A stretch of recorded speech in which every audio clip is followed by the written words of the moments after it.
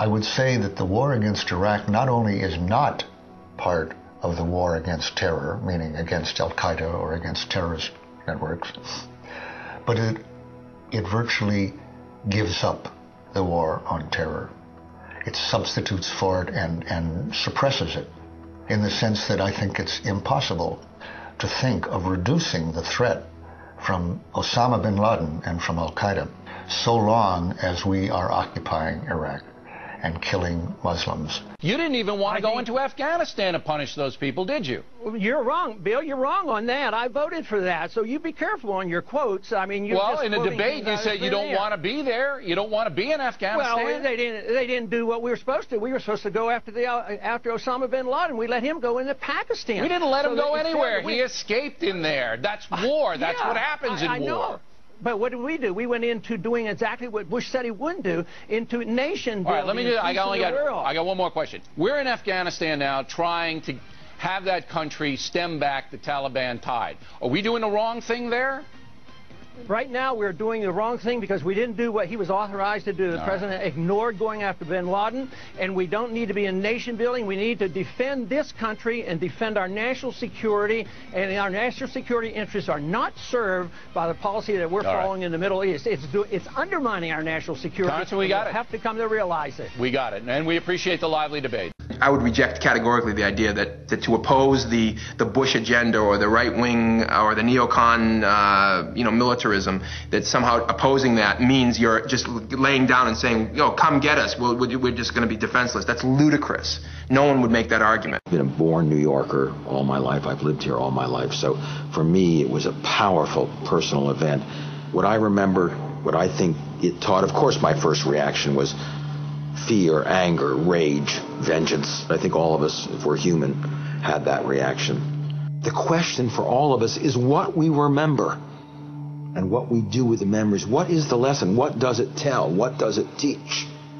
For the president, it teaches the lesson of the axis of evil. States like these and their terrorist allies constitute an axis of evil. It teaches the lesson that America has enemies, secret, dangerous enemies who have to be taken out. Our enemy is a radical network of terrorists and every government that supports them.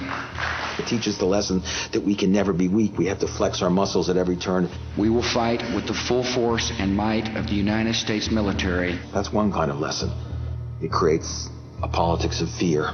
Our assault on terror, our war on terror, allows us to justify and legitimate a whole bunch of things that I think are pretty scary and frightening.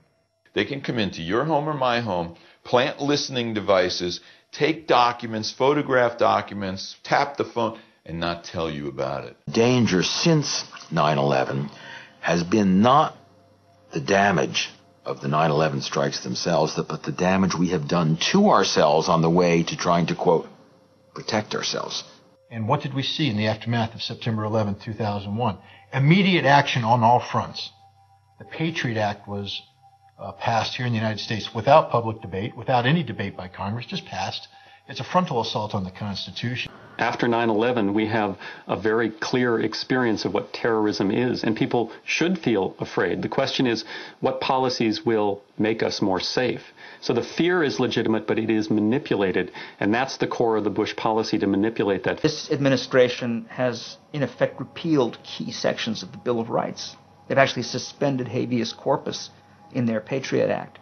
They have made indefinite detention possible. All of these things should be of the gravest concern to Americans, and yet it's being done all under this guise of fear. We have to do this because the terrorists are lurking behind every door. The politics of fear that this administration has deployed in trying to respond to terrorism has itself in some ways been much more dangerous than terrorism itself. And this administration has been, I think, responsible for inciting the very terror that it was the terrorists' purpose to incite in America. Calling it Code Orange Plus. The Fed's decision to raise the terror alert to high. America on high alert from biggest cities to smallest towns. Red, yellow, orange. We're afraid. Be afraid. What level of fear? The government can program that without any justification. You know, we have an intelligence report. The terrorists are about to attack. Who? We don't know. Where? We don't know. What? We don't know. But you tell us, so now we're afraid. A Connecticut man wrapping his family's 19th century farmhouse with plastic, sealing it in duct tape. Look at, say, FDR saying the only thing you have to fear is fear itself. The kind of tacit counterpoint to that from the Bush administration after 9/11 was the only thing you have to fear is not enough fear. There is a global jihadist effort. They want to follow us home. They're coming from countries that want to kill us. These people do want to follow us here. Radical Islamic extremism. They have followed us here. And those terrorists are going to attack. We know there's going to be another attack. I want them in Guantanamo. Let's execute. We had a double Guantanamo. And let's use the word murder. But enhanced interrogation techniques. Very high-pressure techniques. Waterboarding. Chaos. Cold blood. Torture. I'm looking for Jack Bauer. Torture people. There's a strong tradition of being anti-war in the Republican Party.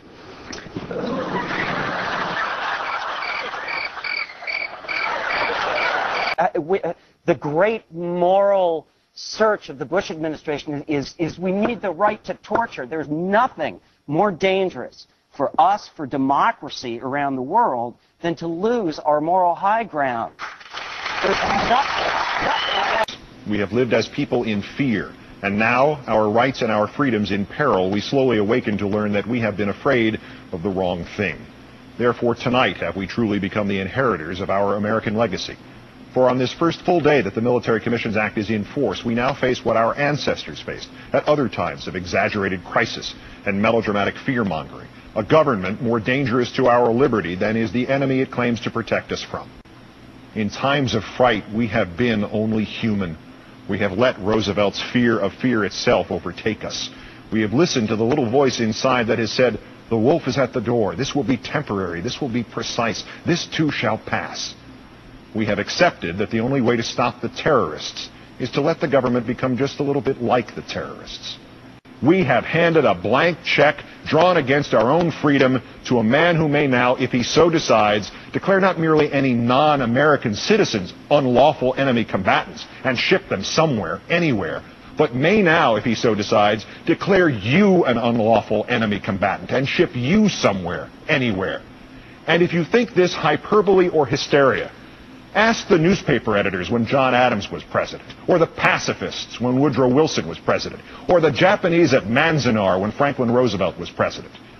And if you somehow think habeas corpus has not been suspended for American citizens, but only for everybody else, ask yourself this. If you are pulled off the street tomorrow and they call you an alien, or an undocumented immigrant, or an unlawful enemy combatant, exactly how are you going to convince them to give you a court hearing to prove you are not? Do you think this Attorney General is going to help you? These military commissions will provide a fair trial, you told us yesterday, Mr. Bush, in which the accused are presumed innocent, have access to an attorney, and can hear all the evidence against them. Presumed innocent, Mr. Bush. The very piece of paper you signed as you said that allows for detainees to be abused up to the point just before they sustain serious mental and physical trauma in the hope of getting them to incriminate themselves. And they may no longer even invoke the Geneva Conventions in their own defense. Access to an attorney, Mr. Bush? Lieutenant Commander Charles Swift said on this program, sir, and to the Supreme Court, that he was only granted access to his detainee defendant on the promise that the detainee would plead guilty. Hearing all the evidence, Mr. Bush, the Military Commissions Act specifically permits the introduction of classified evidence not made available to the defense. Your words are lies, sir. They are lies that imperil us all. One of the terrorists believed to have planned the 9/11 attacks, you told us yesterday, said he hoped the attacks would be the beginning of the end of America. That terrorist, sir, could only hope. Not his actions nor the actions of a ceaseless line of terrorists, real or imagined, could measure up to what you have wrought. Habeas corpus, gone. The Geneva Conventions, optional. The moral force we shined outwards to the world as an eternal beacon and inwards at ourselves as an eternal protection, snuffed out. These things you have done, Mr. Bush, they would constitute the beginning of the end of America.